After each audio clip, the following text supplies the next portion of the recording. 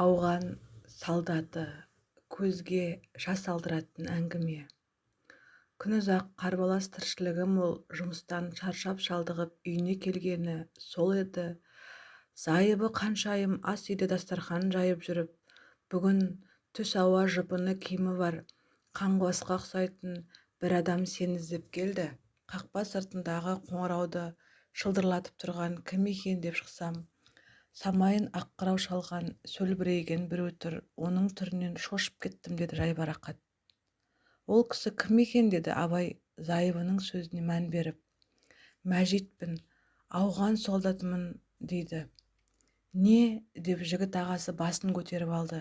Мәжитпін, ауған солдатымын дей ме? Я, онда тұрған не бар, деп қаншайым таңғалғаннан қолындағы қасығын түсіріп алды. Ал сен сол ауған солдатын табалдырықтан да аттатпай қуып жібердің бе? Деді абай ашуы жүзіне теуіп. Жоқ, қуған жоқпын. Абай үйде жоқ, жұмысында. Сол жаққа барыңыз деп жөнімді айттым. Көмек сұрап келген мүсәпірдің бірі екені анық.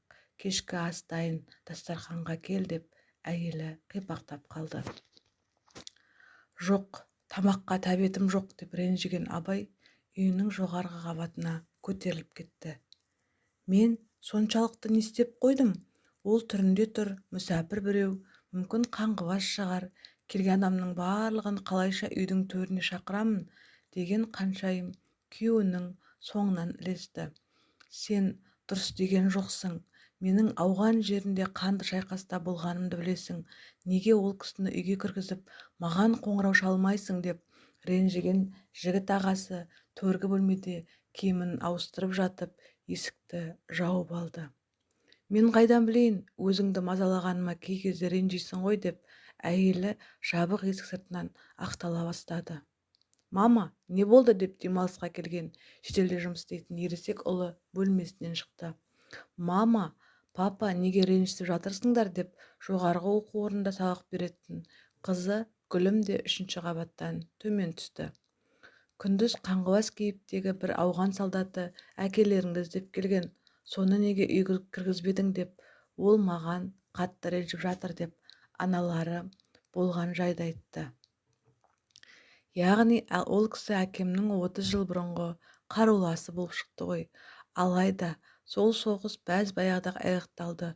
Ол күндердің елесін ғұмыр бойы сақтау дұрыс емес, деп ұлы бөлмесіне қайта оралды.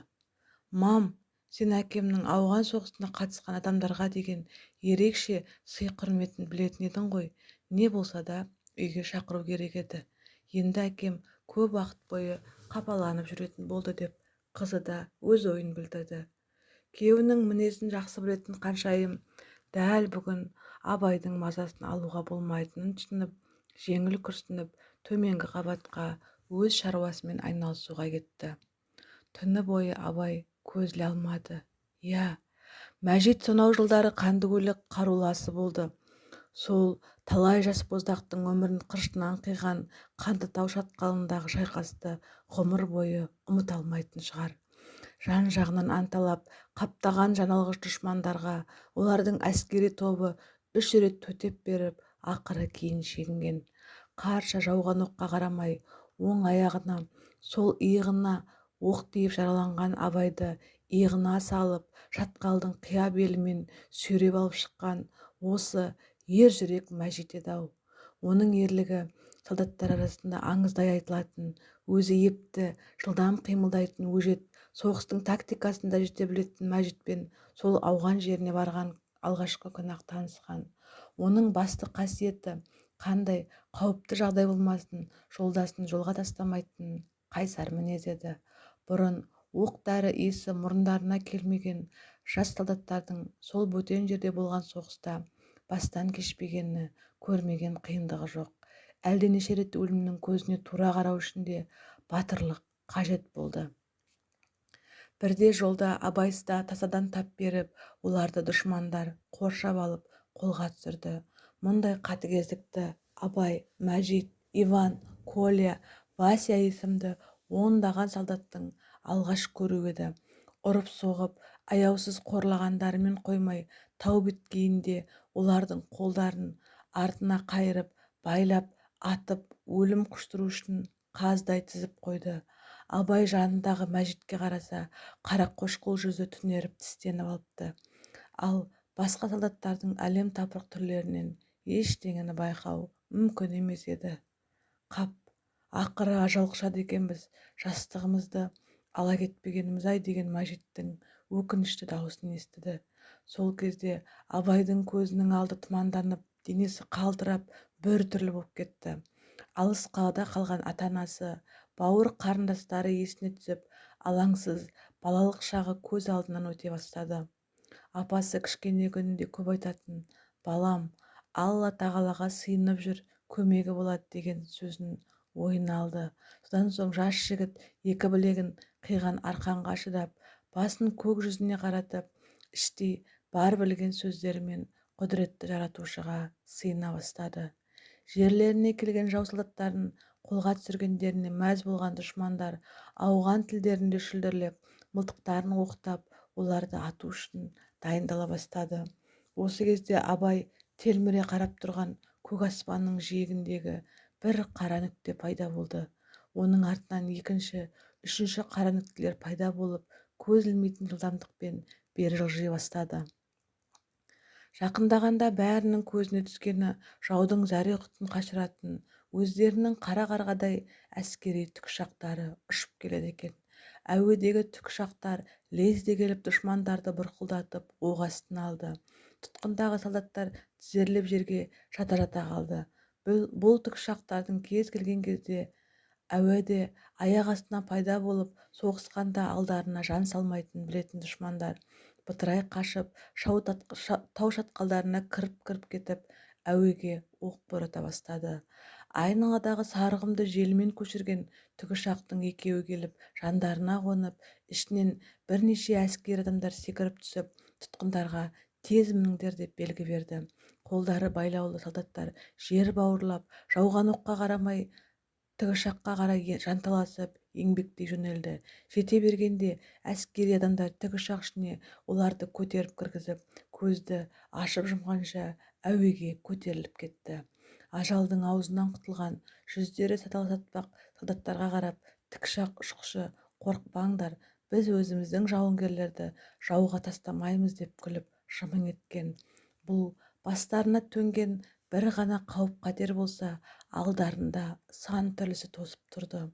Әрбір ажал оғынан құтылу үшін қаншама көзсіз батырлық пен тапқырлық қажет болғанын бір өзі ғана біледі. Кейін жарақат алғандықтан әскер қатарына жарамсыз деп танылып, елге қайтқан Абайды иығына асынған автоматын ұстап тұрып, қимастық сезіммен шығарып салған Мәжит бір күні мен сені іздеп келемін де, ауған солдаты Мәжитпін деймін, сонда танымай қалып жүрме деп әзіл-шыны бар соңғы сөзін айтқан. Одан бері ойласа, 30 жылдай уақыт өтіп кетіпті. Ал Мәжит өзін іздеп келген жоқ. Ол тірі ме, жоқ әлде оққа ұшты ма, ол жағынан да хабары болмады. Сол қанды соғыс жағдайында оның елдің қай мекенінде туысқандары тұратынын сұрап та үлгермепті. Ол қарбалас күндері ажал жаудырған оқ астында жүріп, тіпті елге аман-есен ораламыз-ау деген ойда саналарында сансырап адасып қалып еді. Ертеңіне таңертеңгісін кеңсесіне келген Абай дереу күзет жігіттерін жинаған. Сол соғыс кезінде құшақтасып түскен Мәжит екеуінің көне суретін көбейтіп, олардың қолдарына ұстатқан. Мына кісіні бүгін қаладан іздейсіңдер, автобекет пойыз вокзалын түгел тінтіп қарап шығыңдар деп шұғыл тапсырма берген. Ол кісі қылмыскер ме деген бір күзетшінің сөзіне жоқ, керісінше ол батыр, ауған соғысына қатысқан батыр. Егер таба қалсаңдар, дереу маған хабарлаңдар деп жауап берген. Күнұзақ Мәжитті іздеп кеткен жігіттерден хабар болмаған соң, Абай шынымен уайымдай бастады. Зайыбының айтуынша ол қаңғыбасқа ұқсайды екен, қалтасында тиын-тебен болмауы да кәдік.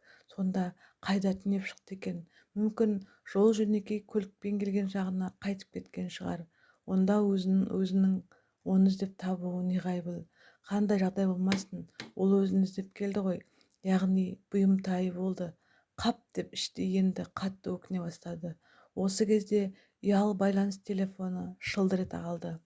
Абай қалаулы, білмеймін, сол кісі ме жоқ па, бір адам вокзал алдындағы орындықта қара нан жеп су ішіп отыр деп суретке түсіріп салып жіберіпті. Абай қатты қуанып кетті. Қараса Мәжит әрине өзгерген, жүзі жүдеу, киімі де оңып тұрған жоқ. Әйелінің қаңғыбасқа телігені бекер емес екен. Сырттай бақылаңдар, мен жеткенше ешқайда кетіп қалмасын деп абай сыртқа ытып шығып, есік көзінде тосып тұрған жеңіл көлігіне отырып жүріп кетті. Межелі жерге келгенде күзетші жігіт орындықта жайбарақат отырған кісіні сыртынан нұсқап жіберді. Мәжит қолындағы қалған нанның тұқылын алаңдағы құстарға шашып, олардың шоқып жегендеріне үнсіз қарап отыр екен.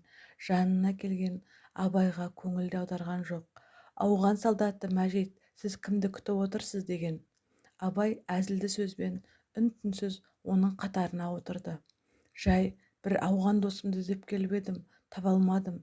Енді мына құстармен сөйлесуден басқа жұмысым қалмады деп ол қарлығыңқы даусымен жауап берді. Қалай мені таба алмадың? Мен сені күні бойы іздеп табанымнан таусылдым ғой деп жылап жіберудің азақ алдында қалған Абай оны ту сыртынан құшақтай алды. Мәжит те кемсеңдеп жылап жіберді. Мен сені теледидардан осыдан 1 ай бұрын ғана көрдім. Тірі екеніңе, бұл өмірде бар екеніңе қуандым деп Мәжит көзіне келген жасты сілкіп тастады. Осы жылдары қалай өмір сүрдің? Араққа салынып кеткен жоқсың ба? Бала-шағаң бар ма? Немен айналысасың деп Абай ауған солдатының қажыған жүдеу жүзіне көз жүгіртті. Әйтеуір ағзамда орнығып алған бір оқпен ауғаннан тірі оралдым. Әкем молда болған адам еді. Қанша жаным зардап шексе де арақты аузыма тартып алған жоқпын. Ол жолға түссем, бөтелкенің түбі мені тартып кетер еді. Ақылға келіп үйлендім, балалы шағалы болдым. Өмірім жақсы болды деп айта алмаймын. Қанды соғысты көрген адамның жүйкесі де дұрыс болмайды екен. Барлық қиыншылықты өзімнің қырсық мінезімнен таптым деп Мәжит күстенген қолдарымен бетін сипады. Ол бөтен елде не үшін соғыстық, неге басымызды бәйгеге тіктік? Сұрақ көп, жауап жоқ. Сен елге қайтқаннан кейін де қара тюльпанмен ілесіп, 2 рет елдің боздақ жігіттерінің денесін ата-анасына келіп тапсырдым. Бұл маған жаумен соғысқаннан да ауыр тиді. Елге оралған соң кеңес үкіметі тарады. Жұмыс жоқ, ми шайқалған, денсаулық ауған жерінде құрыған. Жоқшылық пен тапшылыққа тап болдым. Ал үйдегі балалар күн сайын тамақ, киім-кешек сұрайды. Содан әйеліміз екеуміз бизнеспен айналысамыз деп банктен несие алып едік. Пайда таппақ түгіл күйіп кеттік. Одан қарап жүрмей баспанасыз болған соң тағы да несиеге пәтер алдық. Оны уақытылы төлей алмай әуре сартанға түстік. Алған несиеміз пайызымен тым қатты өсіп кетті. Ондай миллиондар менде қайдан болсын? Әрине оңай олжа табуға болатын еді. Сенсең бір байкеш өзінің қарсыласын өлтіріп берсең 10 миллион теңге төлеймін деген ұсыныс жасады. Я, ауған соғысына қатысқан адамдарға кісі өлтіруді жоқтан оңай санайды. Мен бас тарттым. Мойынға жазықсыз адамның қанын жүкте алмадым. Мен қаншер емеспін. Сонымен не болды деді әңгімені мұқият тыңдаған Абай шыдамсызданып. Не болушы еді? Несие төленбеген пәтерден коллекторлар келіп қуып шығарды. Олар келіп шуылдаған бала-шағамды пәтерден қуа бастағанда бір-екеуін ұрып-жығып қашып кеттім. Қазір сол маңдағы ормандағы жеркепеде тығылып өмір сүріп жатырмын. Маған қарсы қылмыстық іс қозғапты. Ауған жерінде жаналғыш дұшмандардан қорықпап едім. Енді сағым сынып өз елімде өгей болып қорқып өмір сүріп жатырмын. Бала-шағам әр туыстың есігін сығалап жүр деген Мәжиттің даусы дірілдеп кетті. Ауған соғысына қатысқандарға жеңілдіктер бар емес па деді Абай аузына қапелімде басқа жөнді сөз түспей. Анда-санда беретін 15 000 теңгесін айтасың ба? Әуелде сендерді біз соғысқа жіберген жоқпыз деп маған айып таққан адамдар да жетерлік болды. Сонда біздің жазығымыз не? Соғыстан келген соң алған жарақатымнан ауру меңдеп білім ала алмай қалдым. Жұмысқа да алуға ешкім құлшыныс білдіре қоймады. Өйткені мына көз бен құлақ әділетсіздіктің бәрін көріп естіп отырады. Айтшы, мен сияқты қаңғыбасқа айналған ауған солдаты кімге керек? Түсінікті. Не қылса да мені іздеп тауып алғаның дұрыс болды деп Абайдың қабағы түсіп, қабырғасы қайысып кетті. Егер шындықты білгің келсе айтайын, несиесін төлей алмай адам өліп қалса, қарыздарын банктер кешіреді екен. Осы ой көптен бері мені мазалап, жанымды қажытып бітті. Бір сәтте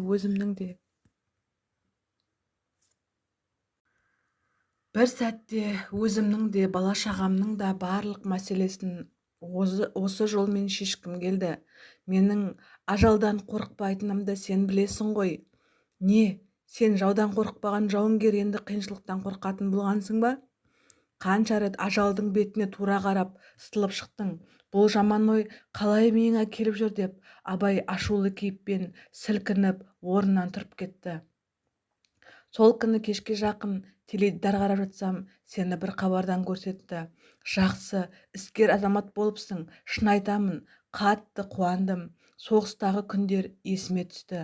Мына тұрмыс тауқымет мені оқсыз жеңді ғой деген ой жанымды қинады. Содан кейін орманға ұрланып келген әйеліме сен туралы айтып едім. Ол бишара бар да бар, бала-шағаң үшін қаруласыңмен кездес деп құлағымның етін жеді. Міне, бар 30 жылдық өмірім осы ғана деп Мәжит қалтасынан умаждалған қағаз қорабынан темекі алып тартты. Абай селт етпей тыңдап қатты ойланып қалды. Содан кейін, Мәжит, есіңде ме, бізді дұшмандар атып өлтірейін деп жатқан кезде тікұшақ ұшып келгені деді. Әрине, бәрімізді ажалдан құтқарды деді. Мәжит ауғандық досының түріне аңырая қарап. Қазір де сол тікұшақ сені құтқару үшін шұғыл ұшып келді деп есепте. Ауғандықтар бір-бірін ешқашан да қиын кезде тастамайды. Барлық мәселеңді бір күнде емес, бір сәтте шеше алатын досың ауғандық солдат алдыңда тұр. Еңсеңді түсірме, кеттік, батырым, біздің әлі де қиыншылықпен күресіп жеңіске жете алатын күш-қайратымыз сарқылмаған деп Мәжитті қолтығынан демеген Абай алыстан өздеріне қарап тұрған жігіттеріне иек қақты. Олар үлкен қара джип машинасын ауғандық екі солдаттың алдына жүргізіп әкеліп, есігін айқара ашты. Нұрила Бектемірова.